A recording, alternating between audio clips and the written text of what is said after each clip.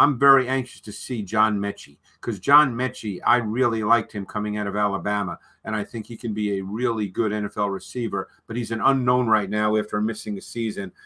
It's the Ross Tucker Football Podcast. Oh, yeah, it is. But it's not just any Ross Tucker Football Podcast. Never do that. Bring it for you every episode, every day. We've got a bunch of podcasts for you every single week. We're daily during the NFL season. What is that, 23 weeks now? Monday through Friday here on the Ross Tucker Football Podcast. 3 times a week in the offseason. However, we're always weekly with the Even Money Betting Podcast, the Fantasy Feast Fantasy Football Podcast, the College Draft Podcast, and Andrew Brandt's Business of Sports Podcast. So you always have at least 7 podcasts each week, 9 during the season, with which to choose. Thursday means it's a Greg Cosell day, the NFL Films legend. Love talking with Greg. We have a series I'm so fired up about. We started it last week, where we're kind of doing an off-season in review, season preview, whatever you want to call it.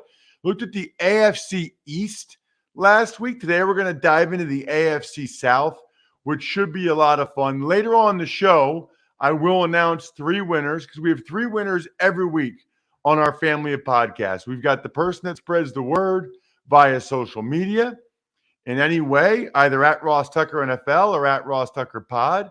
We've got the person that takes advantage of any of our sponsors, which we love our sponsors, like West Shore Home, like Game Time, like Raycon.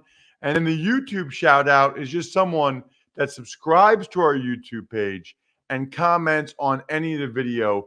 Big fans of all of them. Big fans of Greg Cosell. Big fan, by the way, of the Game Time app. I'm looking at it right now. Tomorrow night, Blink 182 in Baltimore, CFG Bank Arena, $68. Now, like when I was in high school and college, Blink 182 was a big deal. So to be able to see them for $68, how about this? Or you could go tomorrow night to the Rangers at the Orioles, $11. $11.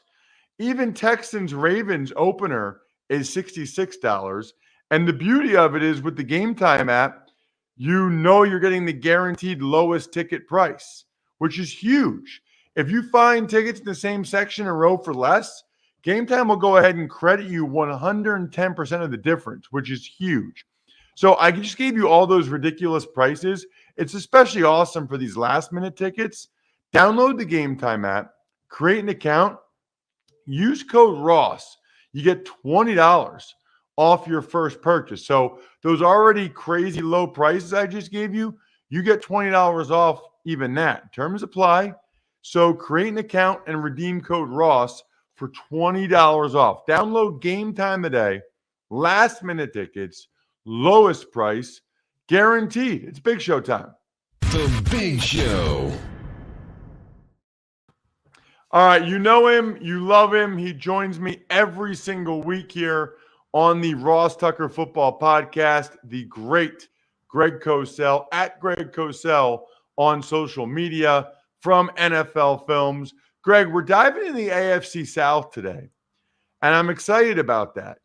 But Shane Buechele, the backup quarterback for the Chiefs, played an interview with him yesterday that was on the show that he said something really interesting that I wanted to get your thoughts on as it relates to Patrick Mahomes.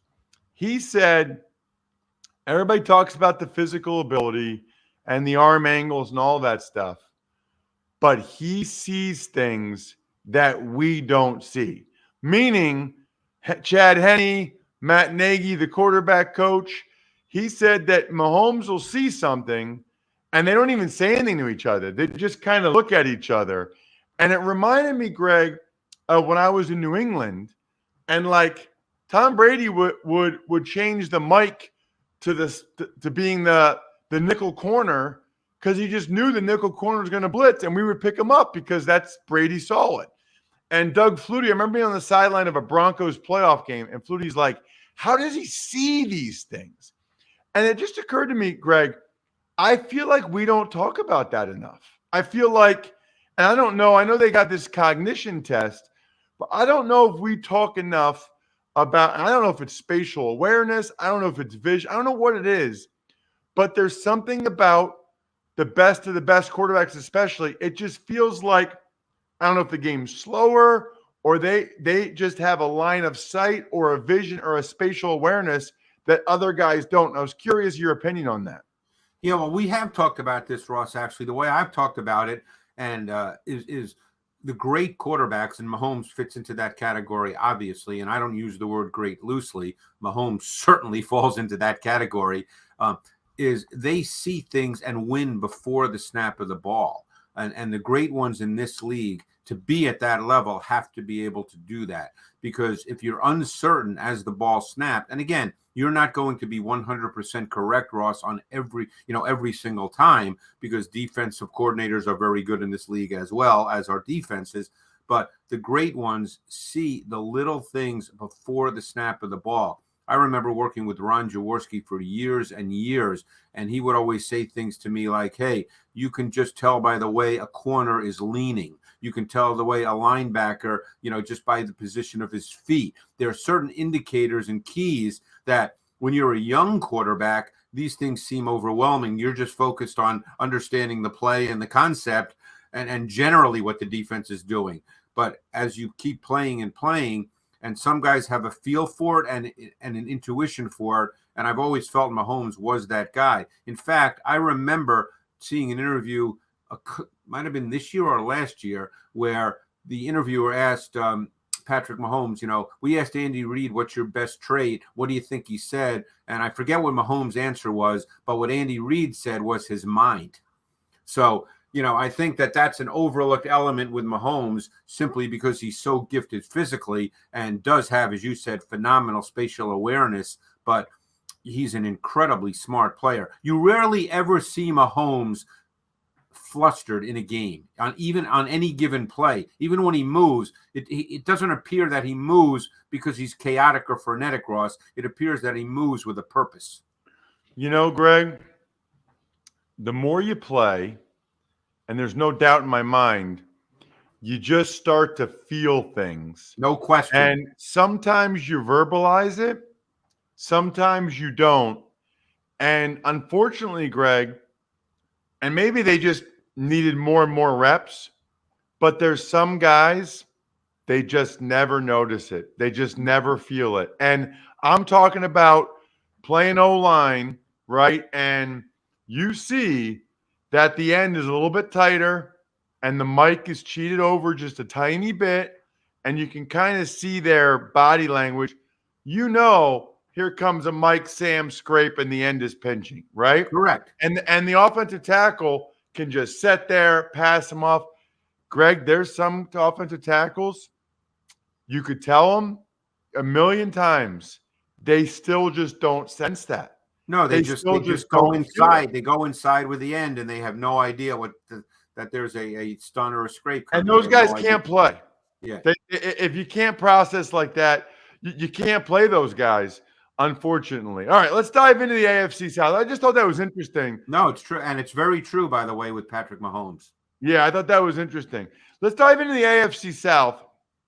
We'll start with the Houston Texans. And they've got a decent amount of new moving parts there, obviously. They got the new offensive coordinator in Bobby Slowick, the head coach, D'Amico Ryans, the D coordinator, Matt Burke. Some of the guys they brought in, most notably, of course, C.J. Stroud, the quarterback there. They got some offensive linemen like Juice Scruggs as well, a couple receivers, Tank Dell, Xavier Hutchinson. They also brought in Robert Woods, which I thought was an interesting signing by them. Your thoughts first, Greg, on the Houston Texans offensive side of the ball and kind of what you're expecting with Stroud in Slowick's offense. Yeah, I would think since Slowick came from the 49ers, you're going to see a lot of those principles and concepts. I think they want their run game to be a factor. I think that's one reason they signed Devin Singletary, because he's not going to be the starter. Obviously, Damian Pierce will be, and Pierce has the skill set to be a feature back in this league. But I think they want to run the ball. They want to have more than one back, just like the Niners have always had more than one back, just like Mike McDaniel last year in Miami had more than one back. I think that they want that to be the starting point, and they'll want the play action pass game off of that to be a critical piece of what they do. You mentioned a number of receivers. One player who I think he got hurt, unfortunately, and he's going to miss some time in the OTAs, and he missed all of last season. I'm very anxious to see John Mechie, because John Mechie, I really liked him coming out of Alabama, and I think he can be a really good NFL receiver, but he's an unknown right now after missing a season, and I think as I said, I think he got injured in OTAs.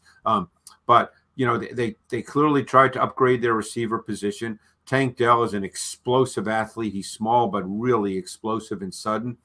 I really like Xavier Hutchinson. He was only a 6th-round pick, which doesn't guarantee that he makes the team. But I really liked his tape at Iowa State. So, I think this offense could be pretty good. Obviously, it all depends on Stroud. We've talked about him. We don't need to go into all that detail. The big question here is their defense. They don't really have a lot of big-time players on the defensive side of the ball. They need Derek Stingley to be able to play, 17 games. He's a really good corner with great traits. Jimmy Ward was a really, really good signing for them. Obviously knows the defense inside and out, coming from the Niners with DeMeco Ryans. Obviously, they expect Will Anderson to be a factor. The player I think who becomes really important in this defense because of the way the Niners played, and I'm not suggesting he's Fred Warner, because he's not, but I think Christian Harris at linebacker becomes a really important player in the context of this defense. That's interesting. Yeah, looking at their defense, Greg, the thing that jumps out to me more than any, boy, they need Will Anderson to be special and fast. I mean, and he may not be that guy. We're going to find out. But, he's obviously going to play right away. Jonathan Grenard was hurt this year, but he had shown flashes of being able to play both outside and inside. And, the 49ers had that guy in each of the last 2 years. 2 years ago was Arden Key. This past year was Charles Omenihu. Obviously, both those guys are not with the Niners anymore. But, they clearly like a player with the versatility to play defensive end and defensive tackle. And I'm sure they're hopeful that a healthy Grenard can be that guy. It is the Thursday of Memorial Day weekend, which means I will be taking things to the next level all weekend, drinking some Labatt Blue Lights with my friends and family, living life to the power of we. Always enjoy responsibly. Beer, Labatt USA, Buffalo, New York. Greg, let's dive into the Indianapolis Colts now. And I got to tell you, one of the things that jumped out to me about the Colts, they didn't really do that much this offseason from a personnel standpoint. Obviously, they've got the new coaching staff with Shane Steichen as the head coach, Jim Bob Cooter as the OC, Gus Bradley stays there as the DC. But looking at their offense, it's really the same guys. Obviously, they'll have a new quarterback, we presume Anthony Richardson. The only place where there's really new bodies there is really slot receiver, whether it's Isaiah McKenzie or Josh Downs. Other than that, they didn't make a whole lot of changes, Greg. Well, but the offense will be totally different because they'll run essentially the Eagles' offense with Anthony Richardson, where the quarterback's running ability is sort of the starting point because that dictates defensive alignment and defensive movement. So even though they don't have different people necessarily, as you said, with the exception of the slot receiver, whoever wins that job, I think it'll be a totally different offense, and that will play to Anthony Richardson's strengths because that allows you, from a pass game concept perspective, not to be that multiple because you know what you're going to get from the defense, and that'll be critical for the learning curve of Anthony Richardson. Is it that easy, Greg, to say they just run the Eagles offense and Anthony Richardson is just Jalen Hurts? Because those guys, while similar, they're not exactly the same player either. No, but I'm talking about sort of conceptually, the way it's put together. But I think there'll be many of the same principles for sure. because we know with the Eagles offense that Hurts's running ability when he's in the gun, which is probably 98% of the snaps, dictates how defenses have to line up and play. And that really creates opportunities not only in the run game, but in the pass game. So I think just as a general, macro worldview, you'll see a lot of the same principles and concepts. Are Richardson and Hurts exactly the same player? No, but I think conceptually it'll be very similar. Looking at them defensively, Greg, again, it's a lot of the same guys. Kwity Paye, Grover Stewart, DeForest Buckner. They have Ebicom there, Zaire Franklin, Shaq Leonard at linebacker. I guess the big change would be no more Stephon Gilmore, and it might be Juju Brents, who they got in the second round at K-State at corner. I mean, it's hard to say that that's an upgrade. Yeah, and Gus Bradley they brought back as the D coordinator, so you'll see a lot of the same principles. Gus Bradley has played a lot more split safety over in recent years, just because the league has kind of moved in that direction. Obviously, when he was with Seattle a number of years ago, it was a lot of single high.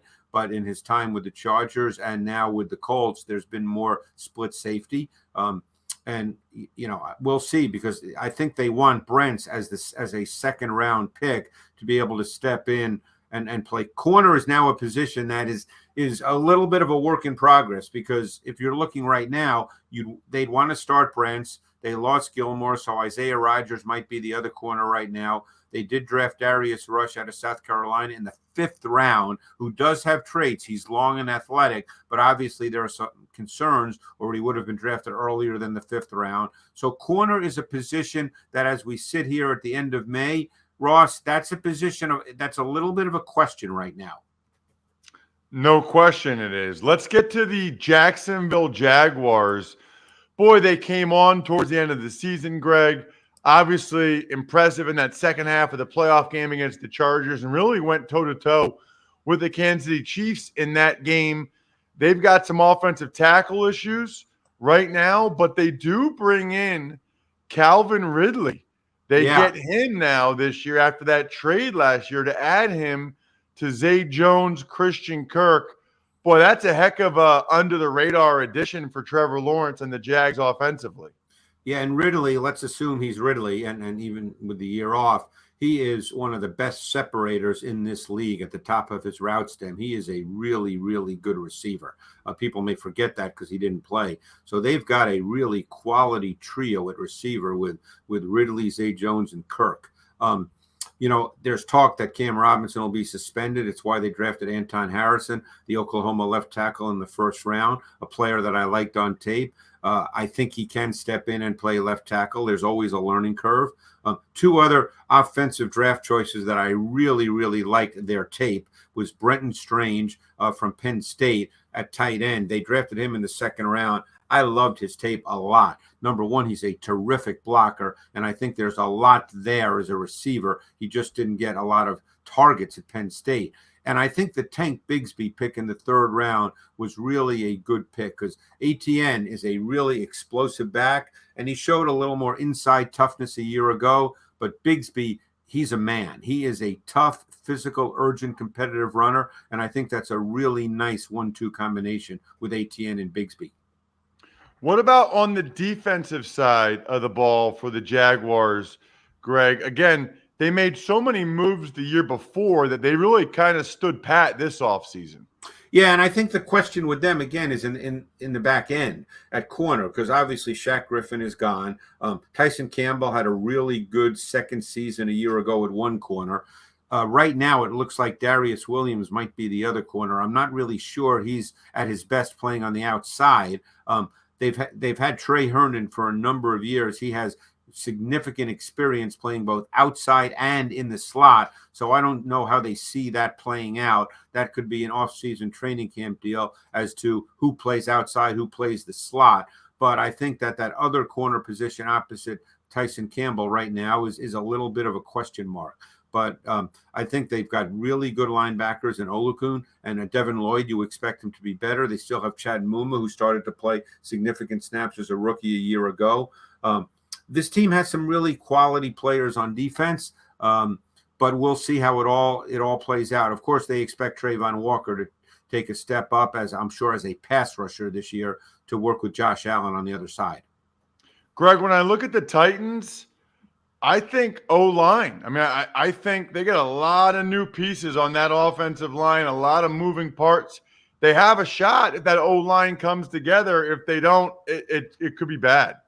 Well, as you know, because you do a lot of work with the Eagles, they signed Andre Dillard. And Andre Dillard is really a left tackle only, Ross, as you know. So he becomes, to me, the most important player on this offensive line. Because if he can't cut it at left tackle, they're kind of stuck. Because I know they drafted Skoronski, and theoretically he could play left tackle. But for the uniformity of the entire O-line, they need Dillard to be the left tackle and Skoronski to be the left guard. Because otherwise, they'll have issues at guard. Big issues at guard. So they need Dillard to be the left tackle, Skoronski to be the left guard. I think Petit Frere will continue to improve at right tackle. Brewer is really small at center, but he's their center. And Brunskill came over from the Niners, and he's an incredibly smart player, but not necessarily a really good player. But they might just need his smarts. They still have that D-line, though. Yeah, they've got their defense should be very, very good. That should be, again, in some ways they're going to play what we've come to know as Titans football. It'll still be Derrick Henry, and it'll still be defense, and that's what Mike Vrabel believes. He believes in the run game. He believes that you have to run for more yards than your opponent. He believes in the turnover battle. I don't want to be stereotypical, but that's a lot of defensive head coaches think in those terms. But they've got some really good players on defense. Where they had to make some changes is at the stacked linebacker position, where they'll play Monty Rice, who was a draft choice a couple of years ago, and they brought in Aziz Al-Shaair. He was a free agent who played significant snaps with the Niners over the last number of years. So that's where they made some changes. Arden Key, I thought, was a really, really good signing for them. Greg, fantastic stuff as always. Really appreciate the time. Thanks, Ross. Speaking of time, thank goodness for West Shore Home. I mean, I just like the fact that they came to my house, they ripped out both old fiberglass tubs from the 90s, and then installed a beautiful, it's all white, and it just lights up the room. It totally changes the whole decor of the room. You just got to see it for yourself. I've told you guys this before, but there's nothing like actually seeing the pictures or the videos of the before and after. Go to westshorehome.com/Ross. You can see my whole thing. Right now, you can get free installation on a new shower or bath replacement, and they'll give you a free estimate. So you want to talk about being one of these sponsor confirmation winners that I'll announce in a couple minutes. You can qualify for free installation for a limited time. Go to westshorehome.com/Ross. Love those of you that send it over to me. Hey, look, I signed up. I got the free estimate. Why wouldn't you go check out my bathrooms, see the upgrade they made, and then get that free estimate at a minimum? westshorehome.com/Ross. Tuck's Takes.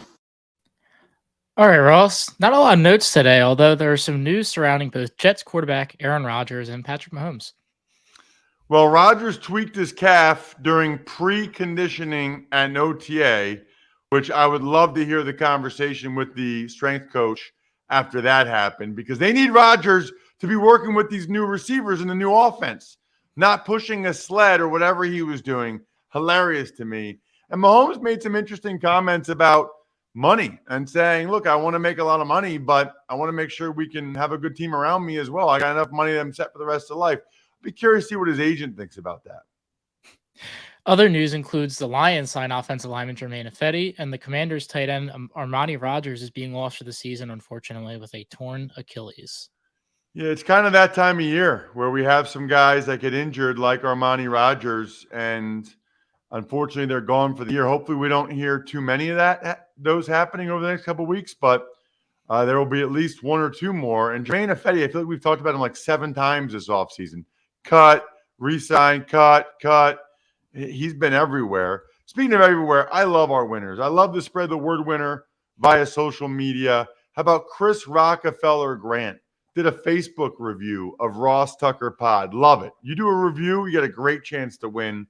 Sponsor confirmation email winner, Chris Smith. Got an order of Raycons. You can find that on the sponsor page at rosstucker.com. Love that as well. And then the YouTube shout-out winner, he might have won before, but William Dillard is a prolific commenter on our youtube.com/rosstuckernfl. Other than that, have an awesome weekend. Check out the other shows. I think we're done here.